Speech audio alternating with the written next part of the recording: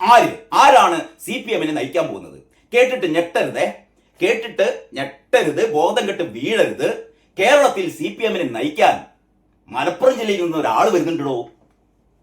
മലപ്പുറം ജില്ലയിൽ നിന്ന് അതിശക്തനായ ഒരു യുവ പോരാളി വരുന്നു CPM-നെ നയിക്കാൻ.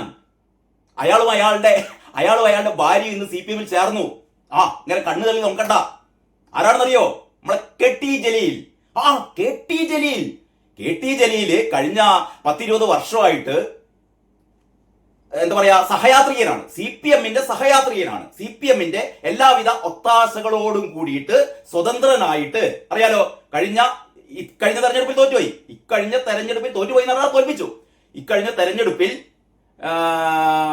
ഇയാളെ തോൽപ്പിച്ചു. ആരെ തോൽപ്പിച്ചു? KT ജലീലിനെ തോൽപ്പിച്ചു. തോറ്റു കിടക്കുകയാണ്. എനിക്ക് തോന്നുന്നത് ഏതാണ്ട് 15,000 വോട്ടിനാണ് തോറ്റത്. 15,000 വോട്ടിനാണ് തവനൂരില് KT ജലീൽ തോറ്റത്. പക്ഷെ അതിന്റെ മുമ്പേ തവനൂരില് 3 പ്രാവശ്യം ജയിച്ചു കേട്ടോ. 3 പ്രാവശ്യം ജയിച്ചതാണ്. 2011, 2016, 2021. 2011, 16, 21. 3 തവണ തവനൂരിൽ നിന്ന് ജയിച്ച് MLA ആയ മുതലാണ് ഈ പറയുന്ന KT ജലീൽ. ജയിച്ചത് എങ്ങനെയാണ്? CPM-ന്റെ സഹായത്തോടെ. പക്ഷെ CPM ആയിട്ടില്ല. മൂപ്പര് CPM ആയിട്ടില്ല. കാരണം CPM-നെ അങ്ങനെ ചേർക്കാൻ പറ്റില്ല. കാരണം മൂപ്പര് കടുത്ത മതവിശ്വാസിയാണ്. മാത്രമല്ല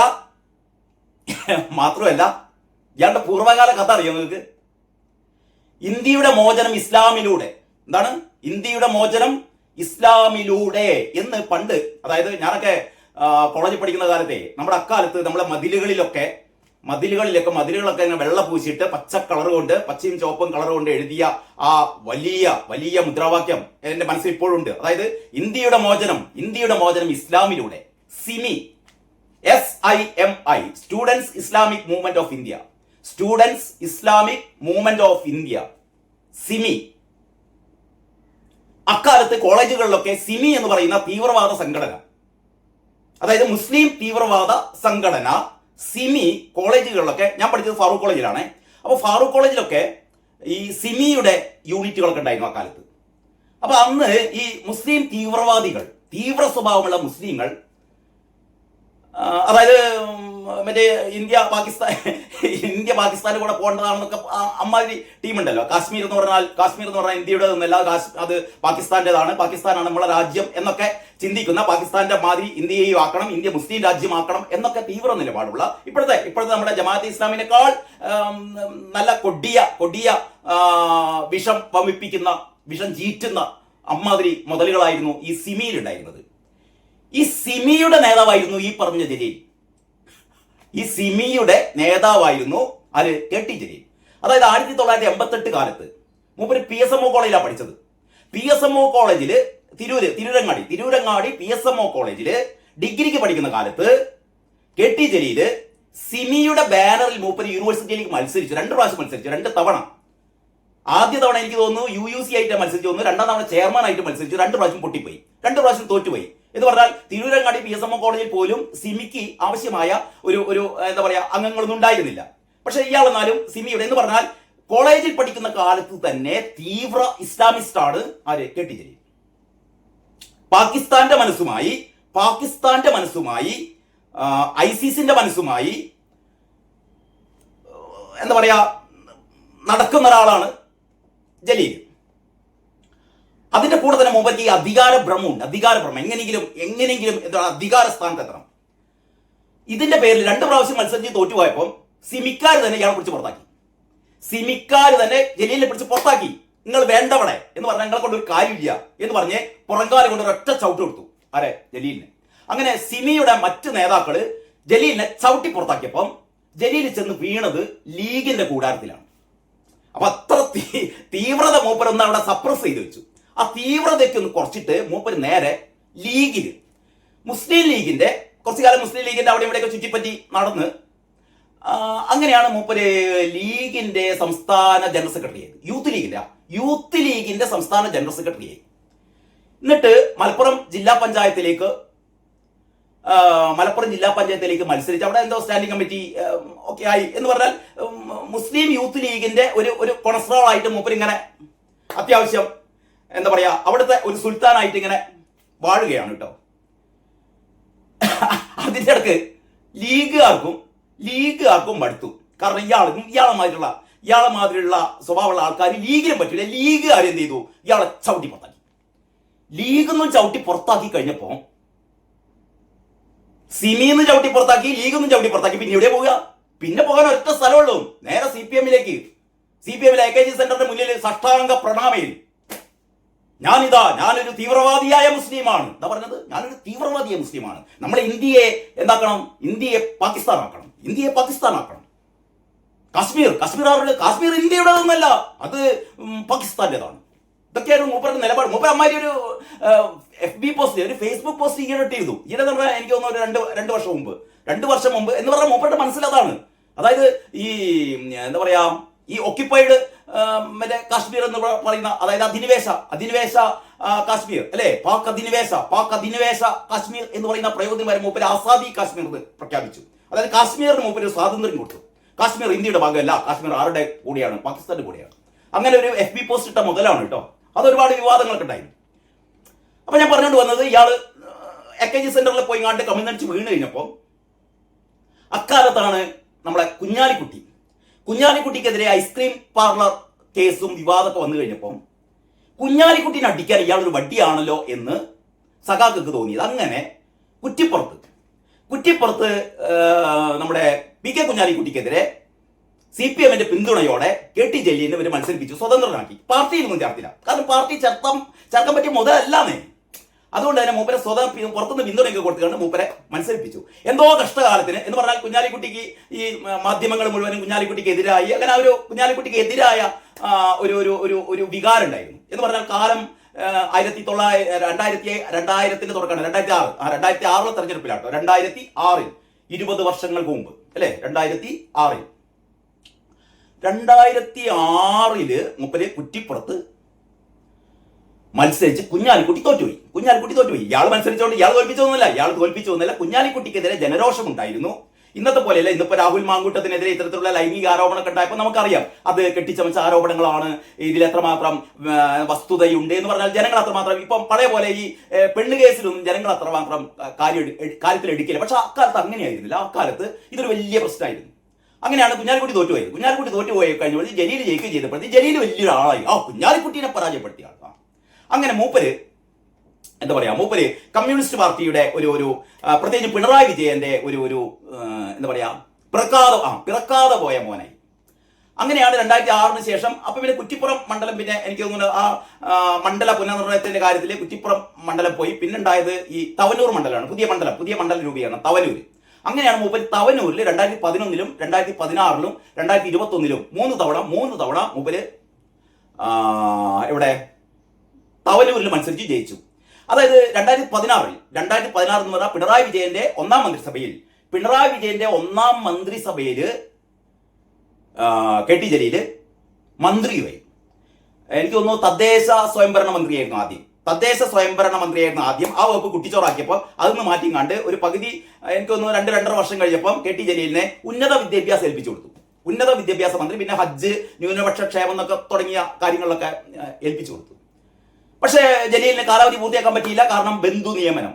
ജലീലിന്റെ എന്താ പറയാ, ബാപ്പയുടെ സഹോദരന്റെ പുത്രൻ എന്ന് പറഞ്ഞാൽ യഥാർത്ഥത്തിൽ ഒരു സഹോദരൻ തന്നെ വരും. എന്ന് പറഞ്ഞാൽ ബാപ്പയുടെ സഹോദരന്റെ പുത്രനെ മൂപ്പര്, എനിക്ക് തോന്നുന്നു മൂപ്പര് ഒരു സ്വകാര്യ ധനകാര്യ സ്ഥാപനത്തിൽ പ്രവർത്തിക്കുന്ന വ്യക്തിയെ മൂപ്പര് ഈ എന്താ പറയാ ഒരു ന്യൂനപക്ഷ ധനകാര്യ കോർപ്പറേഷനോ അമ്മായി എന്തോ ഒരു പരിപാടി ഉണ്ട്.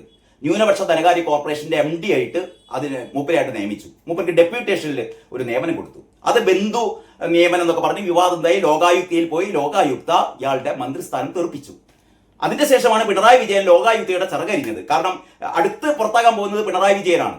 കാരണം പിണറായി വിജയനും ഒരു ഇത്തരത്തിലുള്ള തന്റെ സ്ഥാനം ഉപയോഗിച്ചുകൊണ്ട് ഭരണപരമായ അഴിമതി നടത്തിയിരുന്നു. അതായത് ഈ മുഖ്യമന്ത്രിയുടെ ദുരിതാശ്വാസ നിധിയിൽ നിന്ന് വേറെ കുറെ ആൾക്കാർക്ക്, അർഹതയില്ലാത്ത കുറെ ആൾക്കാർക്ക്, എന്ന് പറഞ്ഞാൽ കോടിയേരിയുടെ ഒരു ഡ്രൈവർക്ക്, പിന്നെ ആർക്കാണ് ഒരു കോൺഗ്രസ് നേതാവിന്, വേറെ അങ്ങനെ 2-3 ആൾക്കാർക്ക് ഏതാണ്ട് കുറച്ച് ലക്ഷം രൂപ മുഖ്യമന്ത്രിയുടെ ദുരിതാശ്വാസ നിധിയിൽ നിന്ന് അനർഹമായി കൊടുത്തിരുന്നു. അതിന്റെ പേരിൽ ലോകായുക്തയിൽ കേസുണ്ടായി. ആ കേസിൽ പിണറായി വിജയനെതിരെ വിധി പറഞ്ഞു കഴിഞ്ഞാൽ പിണറായി വിജയന് പിന്നെ മത്സരിക്കാൻ പറ്റില്ല. അതോടുകൂടി സ്ഥാനം നഷ്ടപ്പെടും, മന്ത്രിസ്ഥാനം നഷ്ടപ്പെടും, മുഖ്യമന്ത്രി സ്ഥാനമൊക്കെ നഷ്ടപ്പെടും. അതുകൊണ്ടാണ് പിണറായി വിജയൻ പോയി കണ്ട് ലോകായുക്തയുടെ ചിറകഞ്ഞ് ലോകായുക്തയെ എന്താക്കിയത്, പല്ലും നഖവും ഒക്കെ ഊരി മാറ്റി മൂപ്പര് സേഫ് ആക്കിയത്. ഞാൻ പറഞ്ഞു വരുന്നത് നമ്മുടെ ജലീലിന്റെ കാര്യമാണല്ലോ. അങ്ങനെ ജലീല് മന്ത്രിസ്ഥാനം പോയി. പിന്നെ 2021 മൂപ്പര് മത്സരിച്ച് അക്കാലത്ത് ഈ കോവിഡിന്റെ പറവില് കുറെ ആൾക്കാർ ജയിച്ച കൂട്ടത്തിൽ മൂപ്പര് ജയിച്ചു പോയി. കഴിഞ്ഞ തവണ മൂപ്പര് തോൽക്കും ചെയ്തു. അങ്ങനെ തോറ്റ് വീട്ടിലിരിക്കുമ്പോഴാണ് ഇപ്പൊ മൂപ്പര് ഇന്ന് മൂപ്പരുടെ ഒരു ഫേസ്ബുക്ക് പോസ്റ്റ്, ആരുടെ, ജലീലിന്റെ ഒരു ഫേസ്ബുക്ക് പോസ്റ്റ് എന്താ അറിയോ? മൂപ്പര് എന്റെ സഹധർമ്മിണിയും, മൂപ്പരൊറ്റക്കല്ല, മൂപ്പരും സഹധർമ്മിണിയും CPM ചേർന്നിരിക്കുന്നു. എന്താ സാധാരണ രീതിയിൽ CPM എന്നുള്ള ആൾക്കാരൊക്കെ പോവുകയാണ്. CPM തോറ്റ് തുന്നമ്പാടിയിരിക്കുകയാണ്.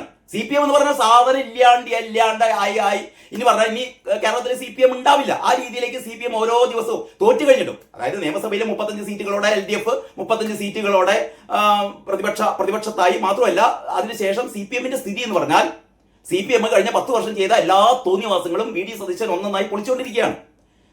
അപ്പൊ ആകെ നാണം കെട്ട് ഉടയാടയില്ലാതെ അല്ലേ ചൂളി നിൽക്കുകയാണ് ഈ CPM-മാര്. ആ CPM-ലെ നേതാക്കന്മാർ അണികളൊക്കെ പോയി. അതായത് നമുക്ക് അറിയാലോ, ഞാൻ കൂടുതൽ പറയേണ്ട കാര്യമില്ല. പയ്യന്നൂരാവട്ടെ, തളിപ്പറമ്പാവട്ടെ, തൃക്കരിപ്പൂരാവട്ടെ, ആലപ്പുഴയിലാവട്ടെ, അമ്പലപ്പുഴയിലാവട്ടെ, അങ്ങനെ ഈ കമ്മ്യൂണിസ്റ്റ് കോട്ടകളൊക്കെ ഇളകി ആകെ എന്താ പറയാ നാറി തൂറിക്കിടക്കുന്ന അവസ്ഥയിൽ അല്ലേ. അതിന് ഇപ്പൊ അത് വാക്കില്ല, അതുകൊണ്ടാണ് പറഞ്ഞത്. അങ്ങനത്തെ അവസ്ഥയിലാണ് CPM. അപ്പൊ മൂപ്പര് ഇപ്പൊ CPM-ലേക്ക്, അതായത് അങ്ങനെയുള്ളൊരു CPM-ലേക്ക് കെ.ടി. ജലീൽ അംഗത്വം, തനിക്കും തന്റെ ഭാര്യയ്ക്കും അംഗത്വം തനിക്കാണ് മൂപ്പര് വരികയാണ്. മൂപ്പരുടെ ലക്ഷ്യം എന്താ അറിയോ? CPM-നെ നയിക്കാനാണ് വരുന്നതെന്നേ. മൂപ്പര് ഒരു ഫേസ്ബുക്ക് പോസ്റ്റ് വായിച്ചാൽ അതിന്റെ ഇടയിലുണ്ട് CPM-മായിട്ട് പറയാണ്, നിങ്ങൾ ബേജാറാവണ്ട, ദാ വരുന്നേ, മലപ്പുറത്ത് സുൽത്താൻ വരുന്നുണ്ട്, ഞാൻ നയിച്ചു വരാ എന്ന് പറയാണ് മൂപ്പര്. അതായത് CPM-ല് രണ്ട് പ്രമുഖ ധാരകളുണ്ട്. കാരണം കഴിഞ്ഞ കുറച്ച് കാലങ്ങളായി CPM-ല് ഈ മുസ്ലിം സഖാക്കളും ഹിന്ദു സഖാക്കളും ഉണ്ട്. ഇതിങ്ങനെ പറയാതിരുന്നിട്ട് കാര്യമില്ല. ശരിക്ക് CPM-ലെ പ്രവർത്തകർക്ക് അറിയാം, CPM-ല് മുസ്ലിം സഖാക്കളുണ്ട്. എപ്പോഴും മുസ്ലിം സഖാക്കൾക്ക് ഒരു വെയിറ്റേജ് ഉണ്ട്. മുസ്ലിം സഖാക്കൾക്ക് പെട്ടെന്ന് പ്രൊമോഷൻ കിട്ടും. മുസ്ലിം സഖാക്കൾക്ക് ഒരുപാട് സൗജന്യങ്ങളൊക്കെ ഉണ്ട്.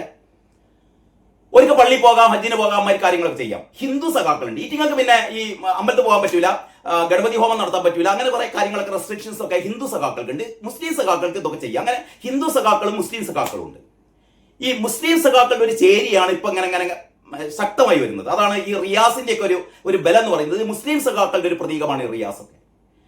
ഹിന്ദു സഖാക്കൾ ഏതാണ്ട് ഇല്ലാണ്ടിരിക്കണം. അപ്പോഴാണ് ഹിന്ദു സഖാക്കൾ തന്നെ മുസ്ലിം സഖാക്കൾക്ക് വേണ്ടി, അതായത് സ്വരാജ് പോലുള്ള ചില മുതലുകള് പേരുകൊണ്ട് മുസ്ലിം അല്ലെങ്കിലും മൂപ്പര് മുസ്ലിം പക്ഷത്താണ്. അപ്പൊ എന്ന് പറഞ്ഞാൽ CPM എന്ന് പറയുന്നത് നമ്മൾ പറയുന്നത് സാധാരണ CPM എന്ന് പറയുന്നതല്ല. CPM-ന്റെ സത്യം എന്ന് പറഞ്ഞാൽ CPM-ന്റെ വോട്ട് ബാങ്ക് എന്ന് പറഞ്ഞാൽ ഇവിടുത്തെ ഈഴവരാണ്, ഇവിടുത്തെ ഹൈന്ദവരാണ്. അതായത് BJPക്കുള്ള ഹൈന്ദവ വോട്ടുകളെക്കാൾ കൂടുതൽ ഹൈന്ദവ വോട്ടുകൾ CPM-ലാണ്. അതുകൊണ്ടാണല്ലോ കെ രാഗേഷ് സംസാരിച്ചത്. BJPയുടെ കേരളത്തിലെ ശത്രു CPM ആണ്. എന്തുകൊണ്ട്? കോൺഗ്രസ് നിന്ന് BJPക്ക് വോട്ടുകളൊന്നും കിട്ടാനില്ല. വോട്ടുകൾ കിട്ടാനുള്ളത് എവിടെ നിന്നാണ്? CPM-ൽ നിന്നാണ്. അതാണ് യാഥാർത്ഥ്യം. അത് കെ രാഗേഷ് പറഞ്ഞ അവസാനം ഞാൻ അങ്ങനെയല്ല പറഞ്ഞെന്നൊക്കെ പറയണ മൂപ്പര് മാറ്റി പറഞ്ഞത് അതൊന്നുമല്ല. ഏതായാലും നമുക്ക് എല്ലാവർക്കും അറിയാം CPM-ലാണ് ഏറ്റവും കൂടുതൽ ഹൈന്ദവ വിഭാഗമുള്ളത്, പ്രത്യേകിച്ച് ഈഴവരുള്ളത്. അപ്പം ഈ അണികളൊക്കെ ഈഴവരാണെങ്കിലും ഈ നേതൃത്വത്തിലുള്ള അല്ലെങ്കിൽ ഇതിനെ നിയന്ത്രിക്കുന്നത് ഒരു മുസ്ലിം പക്ഷക്കാരാണ്. അപ്പൊ ഈ മുസ്ലിം പക്ഷം പിടിച്ചാൽ പാർട്ടി പിടിക്കാൻ പറ്റും എന്ന് പറഞ്ഞാൽ പഴയ പോലെ ഈ കണ്ണൂർ പാർട്ടി എന്ന് പറയുന്നത് തീർന്നപ്പോ ഇപ്പൊ കണ്ണൂരിലെ നേതാക്കന്മാരെ പുല്ലുവലിയാണ് ആൾക്കാർക്ക്. കാരണം കണ്ണൂരിൽ തന്നെയാണല്ലോ ഏറ്റവും പ്രധാനപ്പെട്ട 3 മണ്ഡലങ്ങൾ പോയത്. അതുകൊണ്ട് കണ്ണൂരിന്റെ നേതാക്കന്മാർ ഇനിയിപ്പം കണ്ണൂരിന്റെ പ്രതാപം പറഞ്ഞിങ്ങാണ്ട് ഇനിയിപ്പം നടക്കണ്ട. പിന്നെപ്പോ എന്താണ്? CPM-നെ രക്ഷിക്കാൻ ഞാനാണ് വരുന്നത് എന്നാണ് മൂപ്പര് പറയുന്നത്. ആര്? കെ.ടി. ജലീൽ പറയുന്നത്. ഈ കെ.ടി. ജലീലിന്റെ ആ ഫേസ്ബുക്ക് പോസ്റ്റിലേക്ക് പോകുന്നതിന് മുമ്പേ മൂപ്പരുടെ ചില മാഹാത്മ്യങ്ങൾ കൂടി കേൾക്കണമല്ലോ. മൂപ്പരുടെ ചില മാഹാത്മ്യങ്ങൾ ഏറ്റവും അവസാനം തുടങ്ങാം. നമ്മുടെ സ്വപ്ന സുരേഷ് ഇടതുപക്ഷത്തെ പല മന്ത്രിമാർക്കും പല നേതാക്കന്മാർക്കെതിരെ ഒരുപാട് ആരോപണങ്ങൾ ഉന്നയിച്ചൊക്കെ നമ്മുടെ മുന്നിലുണ്ടല്ലോ. സ്വപ്നയുടെ ഒരുപാട് 164 സ്റ്റേറ്റ്മെന്റ്സ് ഒക്കെ ഉണ്ട്. പക്ഷേ അതൊന്നും പുറത്തു വന്നില്ല. അതൊന്നും വേണ്ട രീതിയിൽ അന്വേഷിച്ചില്ല. സ്വപ്ന പറഞ്ഞൊരു കാര്യമുണ്ട്.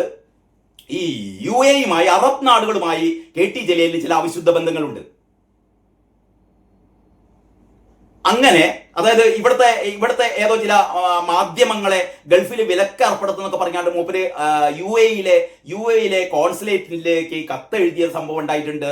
പിന്നെ സ്വപ്നം പറയുന്നത് എന്താണെന്ന് വെച്ചാൽ അറിയാലോ, നിങ്ങൾ മറന്നുപോയോ? ഇല്ലല്ലോ. ഈന്തപ്പഴം എത്രയോ ടൺ കണക്കിന് ഈന്തപ്പഴം ഇറക്കുമതി ചെയ്തു UAE നിന്ന്.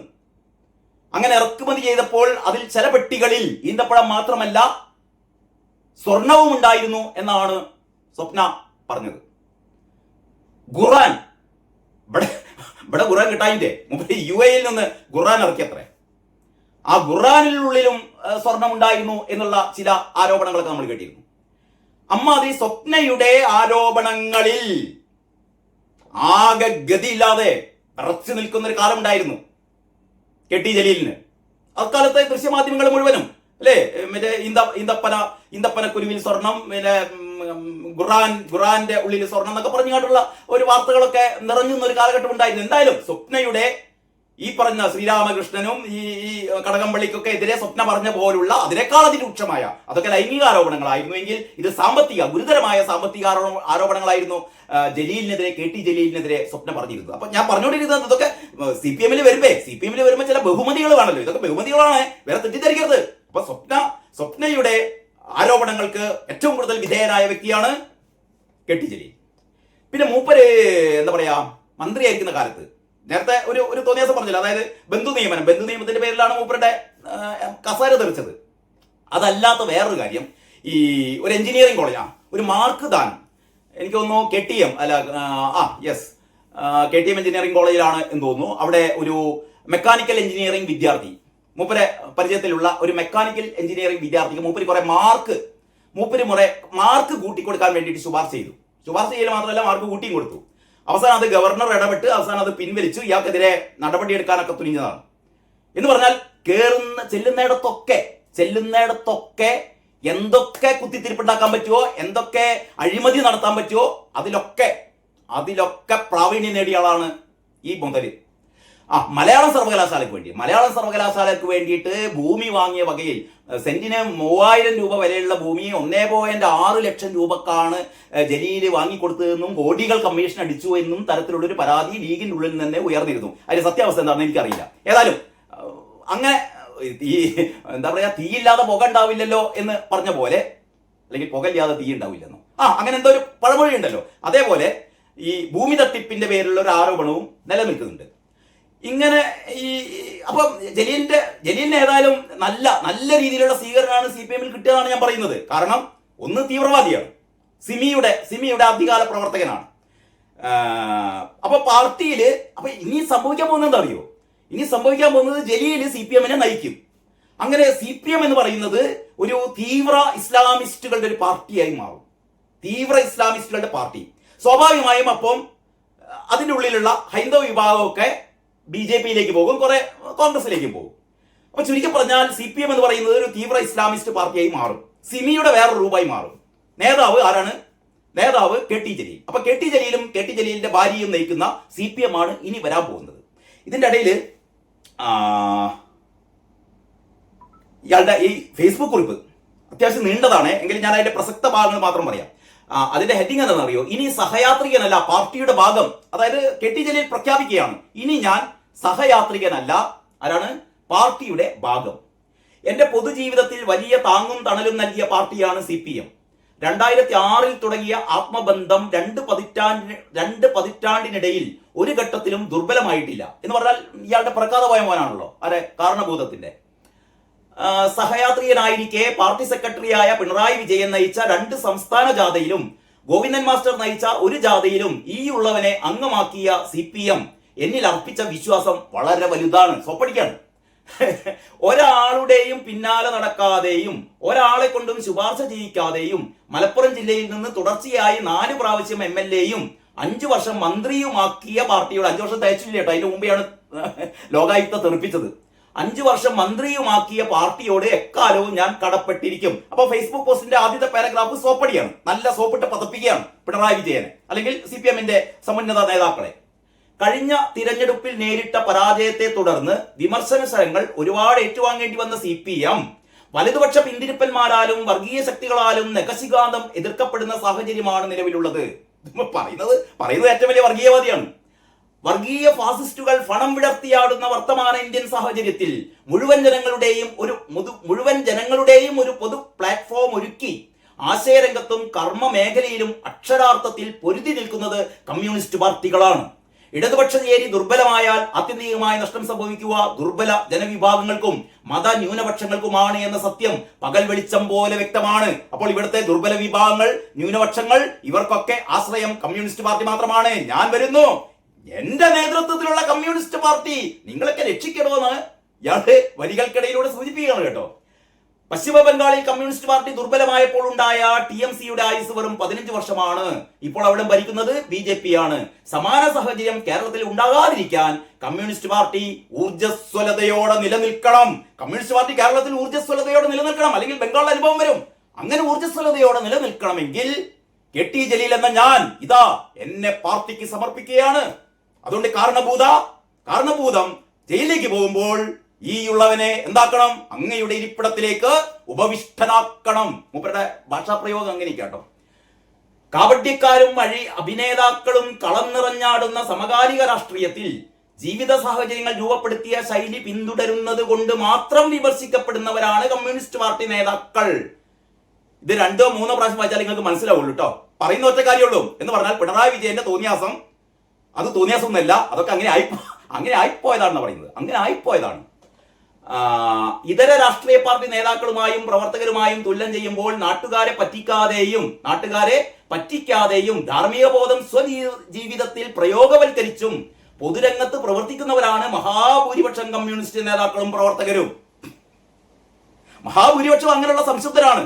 അതിന്റെ അകത്ത് പിണറായി വിജയന്റെ മാതിരി കുറച്ച് ആൾക്കാരുണ്ട് എന്നാണ് മൂപ്പര് സൂചിപ്പിക്കുന്നത് കേട്ടോ. ഇതിന്റെ അടുത്ത് പിണറായിന് കുത്തുന്നുണ്ട് മൂപ്പര്. അങ്ങനെ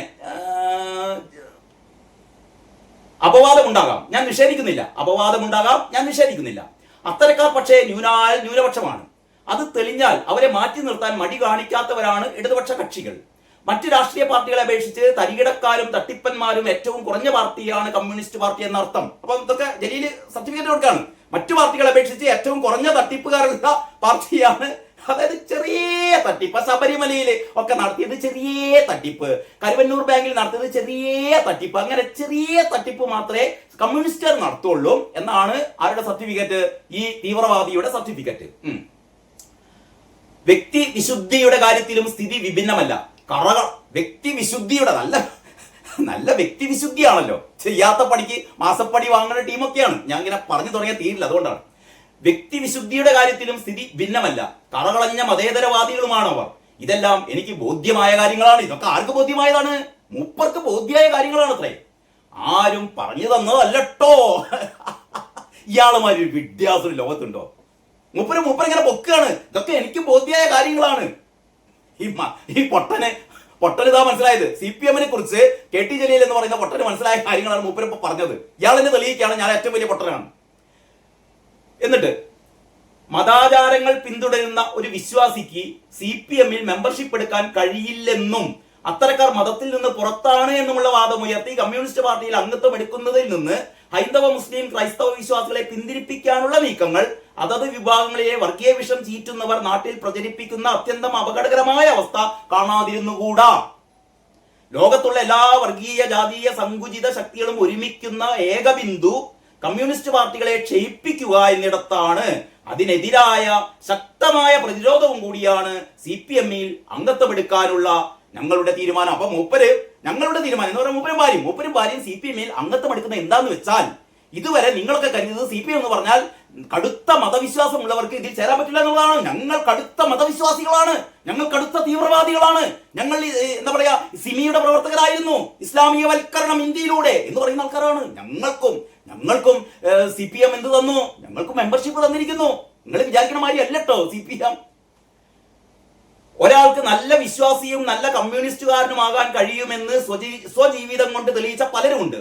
ലോക മുതലാളിത്തത്തിനെതിരെ ഇറാനും ചൈനയും റഷ്യയും ഉത്തര കൊറിയയും ഒരുമിച്ച് നിൽക്കുന്ന കാഴ്ച ആരെയാണ് ആവേശം കൊള്ളിക്കാത്തത്? ലോക ഫാസിസത്തിനെതിരായി കമ്മ്യൂണിസ്റ്റുകാരും വിശ്വാസികളും ഒരുമിച്ച് പടുത്തുയർത്തിയിരിക്കുന്ന ഐക്യനിര എല്ലാ മുൻധാരണകളെയും കീഴ്മേൽ മറിച്ചിരിക്കുകയാണ്. മൂപ്പരിങ്ങനെ എന്താ പറയാ അന്താരാഷ്ട്ര തലത്തിലാണ് ഇതൊക്കെ വിശകലനം ചെയ്യുന്നത് കേട്ടോ. അന്താരാഷ്ട്ര തലത്തിൽ വിശകലനം ചെയ്യുകയാണ്. മതങ്ങളുടെയും മതചിഹ്നങ്ങളുടെയും പവിത്രത ജീവിതത്തിൽ പകർത്താതെ അവയെ ചൂഷണോപാധിയാക്കി സാധാരണ ജനങ്ങളെ പറ്റിച്ച് ധനസമ്പാദനം നടത്തുകയും അധികാരം കൈയാളുകയും ആഡംബരത്തിൽ ആറാടുകയും ചെയ്യുന്ന വിദ്വേഷ പ്രചാരകരോടുള്ള വിയോജിപ്പ് കൂടിയാണ് എന്റെയും സഹധർമ്മിണിയുടെയും പാർട്ടി പ്രവേശം. ഞങ്ങൾ വിശുദ്ധരാണ്.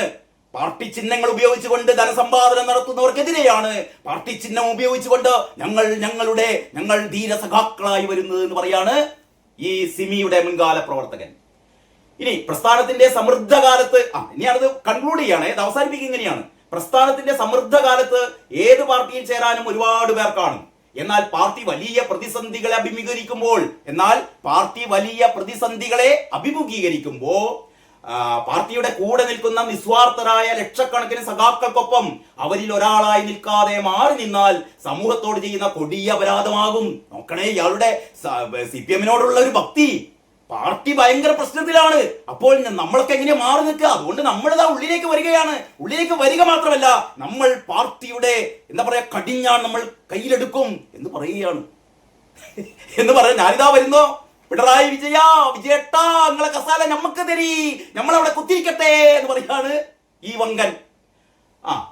കർഷകരും തൊഴിലാളികളും മതസ്ഥിതരും സ്ത്രീകളും പിന്നോക്കക്കാരും ന്യൂനപക്ഷങ്ങളും സാധാരണക്കാരും സർക്കാർ ജീവനക്കാരും ചെറുകിട കച്ചവടക്കാരും വ്യാപാരികളും അധ്യാപകരും വ്യവസായികളും പ്രൊഫഷണലുകളും വിദ്യാസമ്പന്നരും ബുദ്ധിജീവികളും വിദ്യാർത്ഥികളും യുവാക്കളും പ്രവാസികളും കുട്ടികളും മധ്യവയസ്കരും വയോജനങ്ങളും പറഞ്ഞു തീരുന്നില്ല അല്ലെ, എല്ലാ ജാതി മതസ്ഥരും അടങ്ങുന്ന കൂട്ടായ്മയിൽ അണിചേരുക എന്നത് ഓരോ മനുഷ്യ സ്നേഹിയുടെയും ജീവിതധർമ്മമാണ് എന്നാണ് ഞങ്ങളുടെ ഉറച്ച വിശ്വാസം. ആ മഹത്തായ ദൗത്യമാണ് പാർട്ടി അംഗങ്ങളാകുന്നതിലൂടെ സഫലമാകുന്നത്. ജലീൽ കാക്കാന്റെ പോസ്റ്റാണ്. നമോ വാഗന്നല്ലാതെ എന്താ പറയേണ്ടത്? എനിക്ക് സങ്കടം വരുന്നത് അറിയോ, ഈ CPM-ല് ആദർശ ശുദ്ധിയുള്ള CPM-നെ സ്നേഹിക്കുന്ന എന്നെ ഏറ്റവും അധികം സങ്കടപ്പെടുത്തുന്നതാണ്. ഇങ്ങനെയുള്ള ഒരുപാട് ആദർശ ശുദ്ധിയുള്ള നേതാക്കന്മാരുണ്ട്. ഇവരുടെയൊക്കെ ചങ്കിലേക്ക് ആണിയടിച്ചിറക്കല്ലവൻ. നിങ്ങൾ കണ്ടോ, ഇനിതാ വരാൻ പോകുന്നത് ജലീലും ഭാര്യയും വന്നു കഴിഞ്ഞാൽ നിങ്ങൾ ഉറപ്പിച്ചോ, CPM ഇവരുടെ കയ്യിലാകും. എന്നിട്ട് പഴയ സിമിയുടെ പഴയ മുദ്രാവാക്യങ്ങളൊക്കെ അവൻ പുറത്തെടുക്കും. അതാണ് നടക്കാൻ പോകുന്നത്. കാത്തിരുന്ന് കാണാം കേട്ടോ. CPM-നെ സംബന്ധിച്ചിടത്തോളം അവരെ നയിക്കാൻ പിണറായി അല്ലാതെ മറ്റാരുണ്ട് എന്നുള്ളതാണ് ഇപ്പോഴത്തെ ഏറ്റവും പ്രധാനപ്പെട്ട ഒരു ചോദ്യം.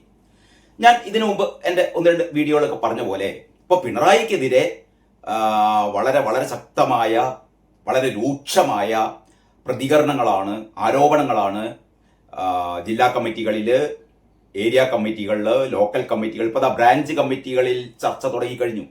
അപ്പോൾ ബ്രാഞ്ച് കമ്മിറ്റികളിൽ നിന്നൊക്കെ ഉയരുന്ന ഏറ്റവും പ്രധാനപ്പെട്ട ആരോപണം എന്ന് പറയുന്നത് ഇപ്രാവശ്യത്തെ തിരഞ്ഞെടുപ്പിലെ ഏറ്റവും വലിയ തോൽവിക്ക് കാരണം പിണറായി വിജയനാണ്. അപ്പോൾ ഇപ്പൊ എന്തായാലും ഒരു തീരുമാനത്താണല്ലോ. അതായത് ബ്രാഞ്ചും ലോക്കലും ഏരിയയും ജില്ലാ കമ്മിറ്റികളും ഈ താഴെ തട്ടിലുള്ള കമ്മിറ്റികളൊക്കെ പറയുന്നു തോൽവിക്ക് കാരണം പിണറായി വിജയനാണ്. ഇനിയിപ്പോ സംസ്ഥാന സമിതി എന്തൊക്കെ തലകുത്തി മറിഞ്ഞാലും ഇവരുടെ ആരോപണം അങ്ങനെ വെള്ളപൂശാൻ പറ്റില്ലല്ലോ. മാത്രമല്ല PB-യില് നമുക്കറിയാം, PB-യില് ഈ പ്രതിപക്ഷ നേതാവായി പിണറായി വിജയനെ തിരഞ്ഞെടുത്തതിൽ PB-യില് പല അംഗങ്ങൾക്കും കടുത്ത അമർഷമുണ്ട്. അവസാനം വോട്ടിനിട്ടപ്പോൾ 7 പേരാണ് എതിർത്ത് വോട്ട് ചെയ്തത് എന്ന് പറഞ്ഞാൽ പിണറായി വിജയനെതിരെ PB-യിലെ 7 പേർ. ഇത് മുന്നേ അല്ലെങ്കിൽ മുൻകാലങ്ങളിലൊക്കെ ഇങ്ങനെ ഒരു സംഭവമില്ല. പിണറായി ഒരു കാര്യം പറഞ്ഞാൽ അത് തന്നെ. പക്ഷെ ഇപ്പോഴല്ല, കാലം മാറുകയാണ്. അപ്പൊ ഞാൻ പറഞ്ഞുകൊണ്ട് വരുന്നത് മറ്റൊന്ന് ഏറ്റവും പ്രധാനപ്പെട്ട കാര്യം എന്ന് പറഞ്ഞാൽ CPI-യും ഇപ്പോ പഴയ CPI അല്ല. CPI പ്രതിപക്ഷ നേതൃസ്ഥാനം അല്ലെ, ആ നേതൃത്വ സ്ഥാനത്തിന് വേണ്ടിയിട്ട് CPI പിടിമുറുക്കുകയാണ്. ഇപ്പൊ ബിനവിശ്വം പത്രക്കാരോടൊക്കെ പറഞ്ഞെന്ന് പറഞ്ഞാൽ ഞങ്ങൾ ഇടതുപക്ഷ മുന്നണിയാണ്. അപ്പം ഇടത് എന്ന് പറഞ്ഞാൽ അതിൻ്റെതായ അർത്ഥമുണ്ട്, പക്ഷം എന്ന് പറഞ്ഞാൽ അതിൻ്റെതായ അർത്ഥമുണ്ട്, മുന്നണി എന്ന് പറഞ്ഞാൽ അതിൻ്റെതായ അർത്ഥമുണ്ട്. അതൊക്കെ നമുക്കറിയാം. അതൊക്കെ സ്വാഭാവികമായി CPM-നും അറിയേണ്ടതാണ്. അതുകൊണ്ടൊക്കെ തന്നെ അവര് ഈ പ്രതിപക്ഷ നേതൃസ്ഥാനം CPI-ക്ക് തരേണ്ടതാണ്. പക്ഷെ MV ഗോവിന്ദൻ അപ്പം ഗോവിന്ദൻ പറഞ്ഞിട്ടുണ്ട് ഒരു കാരണവശാലും CPI-ക്ക് കൊടുക്കില്ല. അപ്പൊ ഏതായാലും CPI-യും പിണറായി വിജയനെതിരെ അല്ലെങ്കിൽ CPM-നെതിരെ കലാപം ഉയർത്തി കഴിഞ്ഞിരിക്കുകയാണ്. എനിക്ക് തോന്നുന്നത്. മാത്രമല്ല ഈ മറ്റൊരു ഭാഗത്ത് നടന്നുകൊണ്ടിരിക്കുന്ന ഈ സംഭവങ്ങളുണ്ടല്ലോ, അതായത് വീണാ വിജയനെതിരെ നടന്നുകൊണ്ടിരിക്കുന്ന സംഭവം എന്ന് പറഞ്ഞാൽ അത്ര നിസ്സാര സംഭവം ഒന്നും അല്ല കേട്ടോ. കാരണം ഇപ്പം ഇ ഡി ഈ വെള്ളിയാഴ്ചയാണല്ലോ, അതായത് CMRL നൽകിയ അതായത് ഇ ഡി അന്വേഷണം നിർത്തലാക്കണം, അല്ലെ ഇ ഡി അന്വേഷിക്കാൻ ഇ ഡിക്ക് അവകാശമില്ല എന്ന തരത്തിലുള്ള കർത്തായുടെ ഈ ഹർജി വെള്ളിയാഴ്ചയാണ് തീർപ്പാക്കുന്നത്. മിക്കവാറും അത് കർത്തക്കെതിരായിട്ടായിരിക്കും കൈക്കൊള്ളുക. കാരണം ആ രീതിയിലാണ്, ഒരു സ്റ്റേ പോലും കൊടുത്തിട്ടില്ല. മാത്രമല്ല വീണാ വിജയനെതിരെ അന്വേഷണം നടത്താൻ വേണ്ടിയിട്ട് ഇ ഡിയോട് പറയുകയും ചെയ്തിട്ടുണ്ട്. അപ്പൊ ഈ സാഹചര്യത്തിൽ വീണാ വിജയനെ മാത്രമല്ല ഇ ഡിയെ ഈ ഇഷ്ടിയെ കൊണ്ട് ഇ ഡി ഉദ്യോഗസ്ഥന്മാർ വന്ന കാർ ആക്രമിക്കുകയും ഇ ഡി ഉദ്യോഗസ്ഥന്മാരെ ആക്രമിക്കുകയും ഒക്കെ ചെയ്ത സംഭവത്തിൽ ഇ ഡി ഉദ്യോഗസ്ഥന്മാരാകെ നല്ല കലിപ്പിലാണ് എന്ന് പറഞ്ഞാൽ വീണയെ വിടില്ല. മിക്കവാറും സംഭവിക്കാൻ പോകുന്നത് ചോദ്യം ചെയ്യാൻ വേണ്ടിയിട്ട് അടുത്ത ആഴ്ച തന്നെ അല്ലെങ്കിൽ അതിന്റെ അടുത്ത ആഴ്ച വീണയെ കൊച്ചിയിലേക്കോ അല്ലെങ്കിൽ ബാംഗ്ലൂരിലേക്കോ വിളിപ്പിക്കും, ചോദ്യം ചെയ്യും. വീണ ചോദ്യം ചെയ്യാൻ വിമുഖത പ്രകടിപ്പിക്കുകയാണെങ്കിൽ അറസ്റ്റ് ചെയ്ത് റിമാൻഡ് ചെയ്യും. ചുരുക്കി പറഞ്ഞാൽ വീണ ജയിലിലേക്കാണ്. അക്കാര്യം ഏതാണ്ട് അക്കാര്യം തീരുമാനിച്ചു. വീണ ജയിലിലേക്ക് പോവുകയാണ്. പിന്നെ ഈ കാരണഭൂതാണ്. ഇതിന്റെ പിന്നാലെ മറ്റന്വേഷണം വരും. അതായത് കരിമണൽ കർത്ത 154 കോടി രൂപയാണ് വിവിധ രാഷ്ട്രീയ പാർട്ടി നേതാക്കൾ കൊടുത്തത്. അപ്പൊ RCയും നമ്മളെ എന്താ പറയാ PK ഒക്കെ പറഞ്ഞത് ഞങ്ങൾ പൈസ വാങ്ങിയിട്ടുണ്ട്. ഇപ്പൊ PK കുഞ്ഞാലിക്കുട്ടി ആണെങ്കിലും രമേശ് ചെന്നിത്തലയായും ആണെങ്കിലും ഒക്കെ പറഞ്ഞത് ഞങ്ങൾ കർത്തായിൽ നിന്ന് പണം വാങ്ങിയിട്ടുണ്ട്. എന്തിനാ വാങ്ങിയത്? അത് രാഷ്ട്രീയ പാർട്ടികൾ ഇത്തരത്തിലുള്ള സംരംഭകരിൽ നിന്ന് പൈസ വാങ്ങാറുണ്ട്, സംഭാവനയാണ് വാങ്ങിയത്. അപ്പൊ അതിനുള്ള തെളിവുകളൊക്കെ അവർ ഹാജരാക്കുകയായിരിക്കും. അപ്പൊ സ്വാഭാവികമായും RCയും ഈ KPയും ഈ പറഞ്ഞ നേതാക്കന്മാരൊക്കെ രക്ഷപ്പെടും. പക്ഷെ PV പറയുക, പിണറായി വിജയൻ പറയുന്നത് അതിലുള്ള PV ഞാനല്ല എന്ന് പറയുന്നത്. ഇയാള് ഏറ്റവും വലിയ പൊട്ടനായതുകൊണ്ടല്ലേ ഇയാൾക്ക് വായിച്ചു നോക്കില്ലാന്ന്. ഇയാൾ ഇന്ററിം സെറ്റിൽമെന്റ് റിപ്പോർട്ട് ഇയാൾ വായിച്ചു നോക്കില്ല. ആരും ഇയാൾക്ക് വായിച്ചു കൊടുത്തിട്ടില്ല. വായിച്ചു കൊടുത്താൽ ഇയാൾക്ക് മനസ്സിലാവില്ല, അമ്മാരി പൊട്ടനല്ലേ. അപ്പൊ ഏതായാലും ഈ ഇന്ററിം സെറ്റിൽമെന്റ് ബോർഡിന്റെ റിപ്പോർട്ടിൽ വളരെ കൃത്യമായി പറയുന്നുണ്ട്, ഈ PV എന്ന് പറയുന്ന ഇനീഷ്യൽ പിണറായി വിജയൻ ആണെന്ന് കർത്ത തന്നെ സമ്മതിച്ചിട്ടുണ്ട്. PV എന്ന് പറയുന്നത് PV നരസിംഹറാവു അല്ല, PV അൻവർ അല്ല. അതാരാണ്? അത് പിണറായി വിജയനാണ് എന്ന് കർത്ത തന്നെ പറഞ്ഞിട്ടുണ്ട്. ഇനിയിപ്പോ പിണറായി വിജയന് കൈ രണ്ടും മേലെ ഉയർത്തിയാണ്ട് ശുദ്ധം എന്ന് പറഞ്ഞാൽ അടി കിട്ടുമായിരിക്കും. അപ്പൊ അങ്ങനെ പറയാൻ പറ്റില്ല. കാരണം ഇത് വെറുതെ ഒരു റിപ്പോർട്ട് അല്ലാന്ന്. ഇത് ഈ അന്തഗമ്യർക്ക് മനസ്സിലാകാത്തതുകൊണ്ടാണ്. ഇന്ററിം സെറ്റിൽമെന്റ് ബോർഡിന്റെ റിപ്പോർട്ട് എന്ന് പറഞ്ഞാൽ ഇതൊരു ക്വാസി ജുഡീഷ്യൽ ബോഡിയാണ്, അർദ്ധ ജുഡീഷ്യൽ ബോഡിയാണ്. അതിന് അതിൻ്റെതായ മൂല്യമുണ്ട്. അത് അടിസ്ഥാനപ്പെടുത്തിയിട്ടാണ് SFIO അന്വേഷിക്കുന്നത്. നേരത്തെ ROC അന്വേഷിച്ചതിന് ശേഷം SFIO അന്വേഷിച്ചു. ആ SFIOന്റെ ഈ അന്വേഷണത്തിന്റെ അന്വേഷണത്തെ തുടർന്നിട്ടാണ് അതിന്റെ ഫൈൻഡിങ്സ് മനസ്സിലാക്കിയത് കൊണ്ടാണ് ED അന്വേഷണം ആരംഭിച്ചത്. ഇനി പിന്നാലെ CBI വരും. അങ്ങനെ CBIയും ED ഒക്കെ അന്വേഷണം നടത്തുമ്പോൾ പിണറായി വിജയനും മിക്കവാറും വീണക്ക് പിന്നാലെ പിണറായി വിജയനും പോകും. അപ്പൊ ഞാൻ പറഞ്ഞുകൊണ്ട് വരുന്നത്, CPMനെ സംബന്ധിച്ചിടത്തോളം പിന്നെ ആര് നയിക്കും? ചില ആൾക്കാരൊക്കെ പറയുന്നത് KN ബാലഗോപാൽ, ഇയാളെ പോലുള്ള ഒരു ലോകവിഡ്ഢി അല്ലെ, ലോകവിദ്യാസുരൻ ലോകത്തുണ്ടാവില്ല. ഒരു ക്രെഡിബിലിറ്റിയും ഇല്ലാത്ത, ഒരു ആംബിയറും ഇല്ലാത്ത, ഒരു കമ്മ്യൂണിസം എന്താണെന്ന് പോലും അറിയാത്ത ഈ പണുഗുണാഞ്ചനാണോ ഈ CPM നയിക്കാൻ പറ്റും? ഒന്ന് ആലോചിക്കട്ടെ. KN ബാലഗോപാൽ CPM നയിച്ചാൽ അങ്ങനെ ഉണ്ടാവും. പിന്നെ ആരാ നയിക്കുക? അപ്പം ഗോവിന്ദനാണോ? അപ്പം ഗോവിന്ദൻ ഏറ്റവും വലിയ കോമാളിയാണ് എന്ന് തെളിഞ്ഞു. അപ്പം ഗോവിന്ദനെ മോൻ തന്നെ പറഞ്ഞു, അച്ഛാ നിങ്ങളൊന്ന് കണ്ണാടി നോക്കി അച്ഛാ എന്ന് പറഞ്ഞ കുടുംബത്തിലെ ആൾക്കാർക്ക് തന്നെ ഇയാളെ വില ഇല്ല. അപ്പം പിന്നെ ഇപ്പൊ ആരാ ഉള്ളത്? KK ശൈലജ എന്ന് പറഞ്ഞാൽ KK ശൈലജയുടെ സ്വഭാവം എന്താണെന്ന് ഇവിടുത്തെ എല്ലാവർക്കും അറിയാം. എന്ന് പറഞ്ഞാൽ PR വർക്കിലൂടെ ഊതിപ്പെരിപ്പിച്ച വ്യക്തിത്വം അല്ലാതെ KK ശൈലജക്ക് ഒന്നുമില്ല. അതുകൊണ്ടാണ് തോൽവി. അതാണ് KK ശൈലജ. പിന്നെ ആരപ്പാ? പിന്നെ ആകുള്ളത് മരുവനാണെന്ന്. ഇതായിരുന്നല്ലോ പിണറായിയുടെ ലക്ഷ്യം. എന്ന് പറഞ്ഞാൽ സംശുദ്ധരായ നേതാക്കന്മാരെ മുഴുവൻ ഒഴിവാക്കി. TKജിയെ ഒഴിവാക്കി, കുഞ്ഞികൃഷ്ണൻ സഖാവിനെ ഒഴിവാക്കി, G സുധാകരനെ ഒഴിവാക്കി, പല ആൾക്കാരെയും മുളയിലെ നുള്ളി. ഇപ്പൊ സുരേഷ് കുറുപ്പ് പോലുള്ള സംശുദ്ധരായ നേതാക്കളെയൊക്കെ നേരത്തെ തന്നെ അരിഞ്ഞു വീഴ്ത്തി. അപ്പൊ ചുരുക്കി പറഞ്ഞാൽ പിണറായി ആഗ്രഹിച്ചത് മരോനക്കുണ്ടാരനാണ്. പക്ഷെ മരോനക്കുണ്ടാരൻ ഒരിക്കലും പാർട്ടിയിലെ ഒരാളും സമ്മതിക്കില്ല. കാരണം റിയാസിനെതിരെ ഇപ്പം തന്നെ ശക്തമായ മുറിവുറുപ്പുണ്ട്. ഇയാളെ എങ്ങനെയോ ജയിച്ചതാണ്. തട്ടിമുട്ടി ജയിച്ചതാണ്. അവിടെ കിടക്കട്ടെ. അപ്പം പിണറായി മാറിയാൽ പകരം വരാനുള്ള ഒരു സാധ്യത എന്ന് പറഞ്ഞാൽ റിയാസ് മാത്രമാണ്. വേറെ ആരാ നിങ്ങളൊന്ന് ആലോചിക്കുക. വേറെ ആരാ വരാനുള്ളത്? പാർട്ടിയിൽ വേറെ ആരാ ഉള്ളത്? അല്ലെങ്കിൽ വല്ല ജെക്സി തോമസിനെയോ AA റഹീമിനെയോ സ്വരാജിനോ ഇമ്മാരി മണ്ടന്മാരി കാക്കേണ്ടി വരും. അല്ലാതെ ആരില്ലാതെ എല്ലാരും മണുഗുണാഞ്ചന്മാരാണ് എല്ലാരും. അപ്പൊ പിണറായിയുടെ ഒരു ലൈൻ ഏതാണ്ട് മനസ്സിലാക്കിയ ആളാണ് റിയാസ്. അപ്പൊ പിണറായിക്കും താല്പര്യം അതാണ്. അതുകൊണ്ട് റിയാസിനെയാണ് പിണറായി കണ്ടുവച്ചത്. പക്ഷെ പാർട്ടിയിലെ ബഹുഭൂരിപക്ഷം അംഗങ്ങളും റിയാസിനെ സമ്മതിക്കില്ല. ഇനിയാണ് സസ്പെൻസ്.